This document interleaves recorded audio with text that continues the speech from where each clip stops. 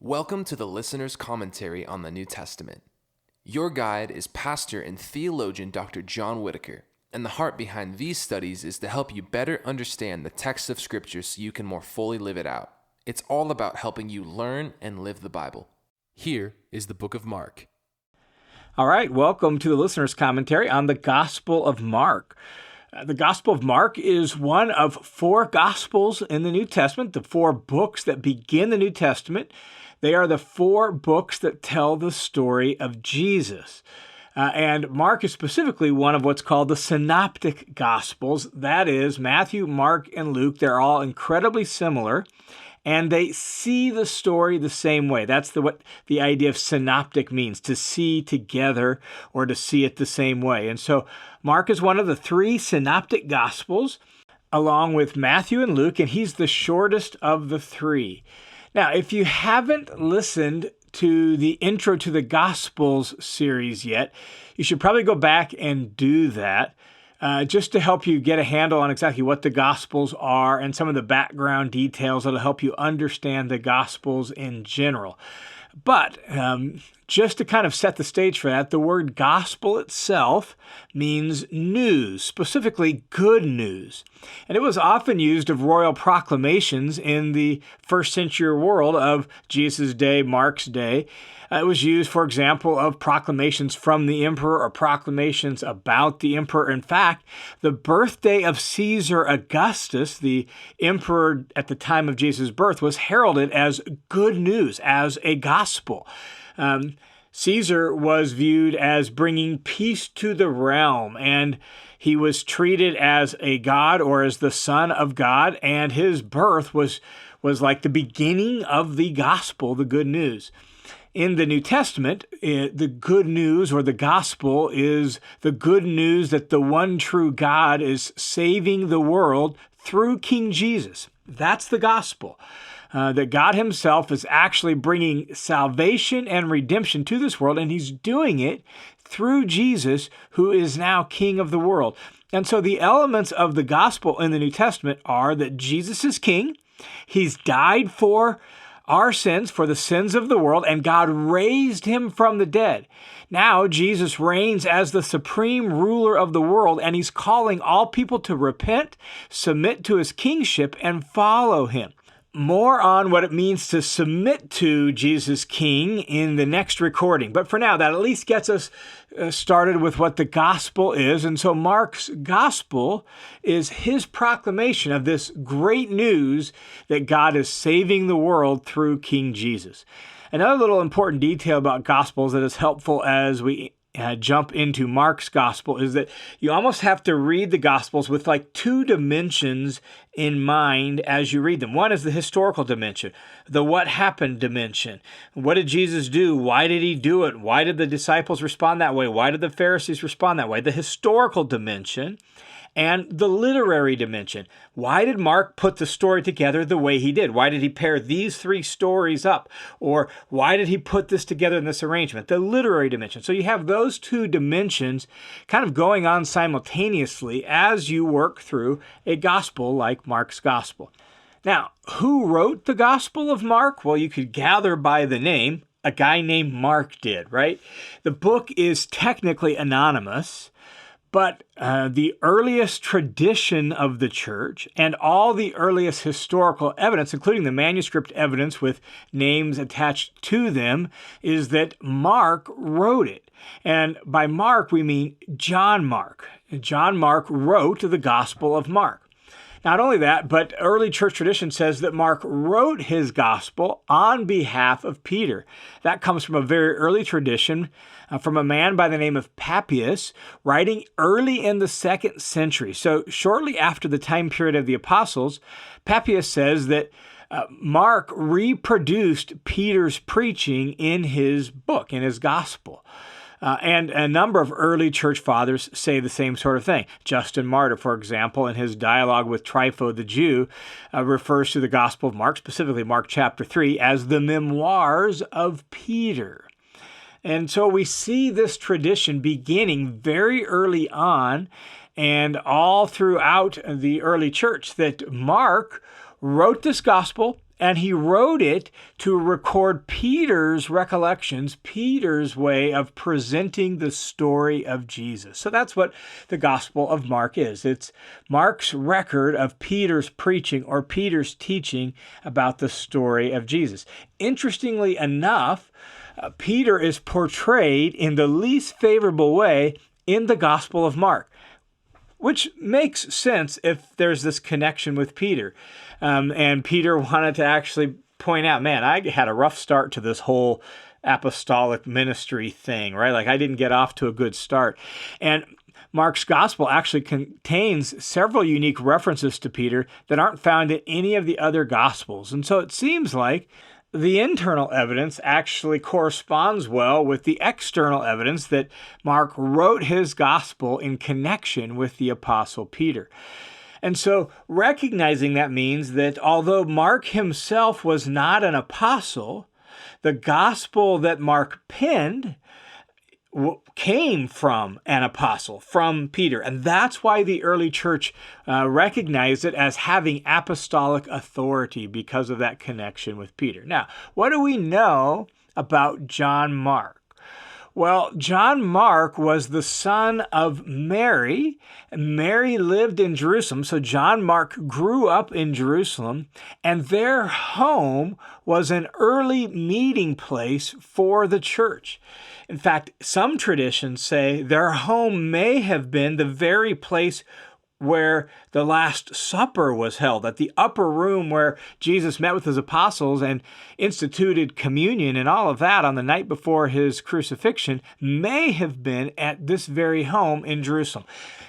We don't know that for sure, but what we do know for sure is that John Mark's home was a meeting place for the early church. We also know that John Mark was related to Barnabas, most likely as his cousin. You can see that in Colossians chapter 4, verse 10. So his family was super closely connected with the early church right from the beginning.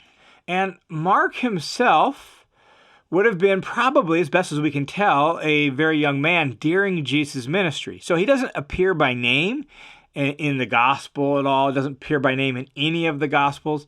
But at least it's highly likely that he was an eyewitness to much of Jesus' ministry in and around Jerusalem as a young man. And because of his connection with the early church, because the early church met in his home, John Mark had a close connection with the apostles. We first learn about him in Acts 12, verse 12, which is where we see that the church was meeting in his house. When Peter is freed from jail there in Acts chapter 12, he goes back to John Mark's house, Mary's house, where he assumes the church is meeting. And so that had been a meeting place for the early church early on. John Mark accompanied then, shortly thereafter, Paul and Barnabas on the first missionary journey. And you can read about that in Acts chapter 12 and 13. Now, for some reason, Mark actually left the team partway through that first missionary journey and returned back to Jerusalem. We don't know exactly why that's the case, but you can hear my thoughts on why John Mark might have left Paul and Barnabas midway through the first journey on the listener's commentary on Acts 13 and 15. You can at least hear what I think are some of the various options and how I understand that. But nevertheless, that event of him leaving the team partway through the journey actually became a source of conflict between him and the Apostle Paul. And then that conflict actually caused Paul and Barnabas to split. And so at the beginning of the second journey, Barnabas wanted to give John Mark a second chance and bring him along again. And Paul's like, no, I'm not going to do that again. And so Barnabas and Paul split and became two separate missionary teams over the disagreement about John Mark. In the course of time, however, John Mark and Paul actually later reconciled, and Mark became a close co-worker with Paul. Mark was with Paul during the Roman imprisonment, Philemon 24. Mark was highly recommended by Paul for ministry. You can see that Colossians chapter 4, verse 10. Paul was actually anxious to see John Mark when he was in prison in Rome awaiting execution, 2 Timothy 4:11. And so they reconciled at some point later. John Mark became another close companion of the Apostle Paul. And it seems like John Mark also, in some regards, worked with Peter. In fact, when Peter writes 1 Peter 5:13, he mentions that Mark is with him in what Peter calls Babylon, by which he means Rome. And so Mark is there with Peter when Peter is in Rome towards the end of his life. And it's during that time period, as best as we can tell, that Mark took down notes and prepared his gospel in connection with the Apostle Peter. Now, later church tradition says that John Mark at some point went to Alexandria in Egypt, established a church there, and actually died a martyr's death there in Alexandria. And so that, according to early church tradition, is how John Mark's life ended. When did Mark write his gospel? Well, we don't know 100% for certain. And before we look at a few details on that, let me just say this as a bit of an aside. It's become common among Bible scholars to say that Mark was the first gospel written and then was one of the sources for Matthew and Luke. And that's completely possible, but we really don't know, and we don't have tons of certainty on that. So it's a little bit bothersome to me that scholars act as if that's a known fact. It's not a known fact. Actually, it's an assumption. It's an assumption based on the fact that Mark is the shortest gospel. And so the assumption is, well, the shortest one would be written first, and other people then would kind of expand upon that. And that assumption, at least by some scholars, is built on another assumption, and that is that the Gospels were written late. They were written later. They need more time before somebody actually wrote down the Gospels. Those are two assumptions that I just don't think can be totally justified, and we don't know for sure. I personally don't think it's responsible to build whole theories, like whole theories of how the Gospels came to be, based on something that is built on assumptions and is so uncertain. So that's my personal opinion. In fact, one strand of early church tradition actually says Matthew was written first. And so we just don't know. And it's quite possible that Matthew was written first, according to the early church. And so we're not sure which gospel came first. Let's at least be honest about that. And so if we're going to say Mark is written first, let's say, I think it's possible that. Here's kind of why I think, but we don't know for sure. Now, having said that, here's what we do know about when Mark was written. Mark was written likely in the 60s, probably the mid-60s, but it's possible as early as the late 50s. So most likely Mark was written sometime around 64, 65, maybe upwards of 68. Why do we say that? Well, because what the early church said about when Mark and how Mark wrote the gospel. We've already noted that the early church said that it was written in close connection with the Apostle Peter. Some of the documents say it was written after Peter died. Some specify that it was written in concert with Peter. And so it's a matter of trying to put those things together. Here's what we know. Peter was killed in the city of Rome in the mid-60s. And so it's most likely that Mark was working with Peter on this project, maybe leading up to his death, and then completed it after his death, or something like that. We're not sure. One little fragmentary prologue written in Latin, written in the mid-100s, like 160, 170, states that Mark was the interpreter of Peter. After the death of Peter, he himself wrote down this same gospel in the regions of Italy. So that one says that it was after the death of Peter. Other documents say that it was written in concert with Peter. So here's the way New Testament scholar Donald Guthrie puts it. He says, Mark most likely began his gospel before and then completed it after Peter's death. In other words, Mark began the project of kind of putting down Peter's thoughts, getting Peter's input, pulling it together while Peter was alive. He started doing that while Peter was alive. And then Peter was executed before Mark had a chance to totally finish it. And so Mark completed the work after Peter's death. Now, we don't know 100% certain exactly how that all played out, but that's what it seems like from the early church tradition.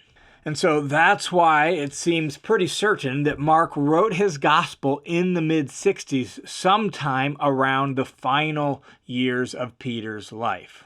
And in keeping with that, then, we would say that Mark wrote his gospel in the city of Rome. Those same historical sources that tell us when and how Mark wrote also indicate where he wrote. He did it in the regions of Italy. He did it in the city of Rome. And so it seems that Mark wrote his gospel with the Roman people in mind. Most scholars would say that Mark wrote it to the Romans, to people in and around Rome as the original audience who was going to read this work. And that actually makes sense when you look at the way Mark wrote his gospel.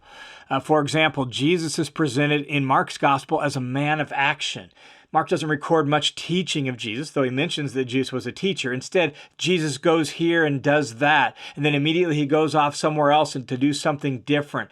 And this actually seems to speak to the Roman mindset, who were pragmatists and people of action. And so Mark presents Jesus as this one who's out to get something done.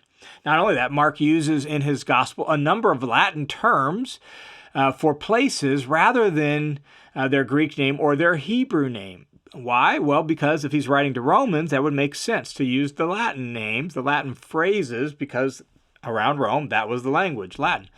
It would also explain why Mark is careful to explain some Hebrew names and Hebrew customs. And so in several places, he actually clarifies what Hebrew phrases mean or Hebrew words mean or Hebrew customs like the Corban custom in Mark chapter 7. Or he explains why it was that they were offended by eating with unwashed hands and some of those sorts of things. Mark explains all these things, and if he's writing to people who weren't familiar with those customs, that would make sense as well. So here's the best way to summarize all that. Here's the way to tell the backstory of the Gospel of Mark. Mark wrote his Gospel in connection with the Apostle Peter near the close of Peter's life. Peter lived out the last months of his life in Rome and was eventually martyred there. Mark wrote his gospel while in Rome with Peter, and he wrote it to portray Jesus as a powerful man, a doer of powerful deeds, but also the suffering servant. We'll talk more about that in the next recording. Let's wrap this recording up with just a handful of special facts from Mark's gospel. The first is Mark's gospel is only about 2/3 as long as Matthew or Luke. He includes just as many miracles as Matthew and Luke, but not so much teaching. Very few teaching, very few parables or anything like that, and that's why it's shorter. Interestingly enough, the stories he does include, he typically adds a few more graphic details than the other two. He'll note the size of groups, he'll note green grass and some of those things. So he seems to like the vivid details, and he includes those in the stories he tells, but he has very little teaching, and that's what accounts for him being such a short gospel.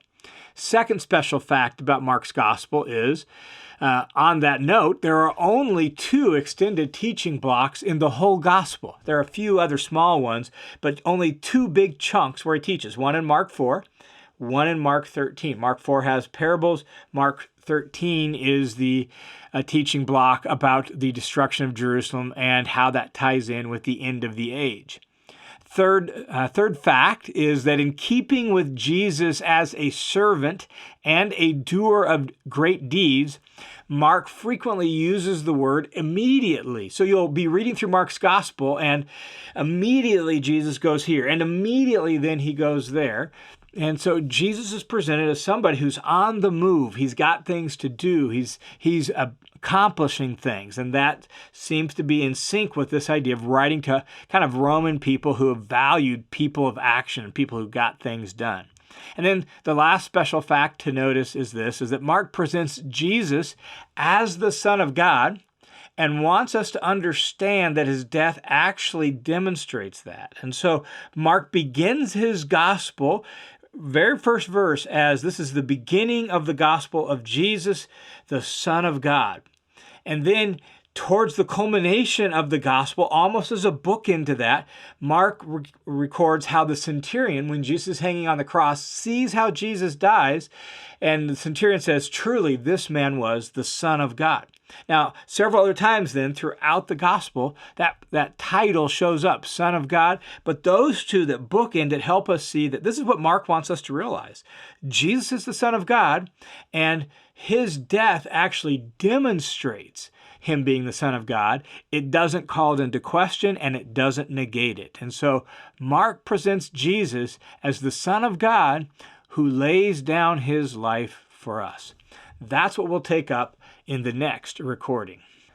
Hey, it's John. Before we leave this recording, I just wanted to say once again a special thanks to all of you who, by your generosity, make the listener's commentary possible. People like Peter and Brian, Justin and Penny and Andre, and so many others who have generously supported either for the last month or for the last several years and made this project and this whole ministry possible. So thanks a ton for your support. If you want to join the team of supporters, the listener's commentary currently is only about 75% funded. And so you can join the team at the link down in the notes below, or just go to listenerscommentary.com/give. Thank you so much for your support.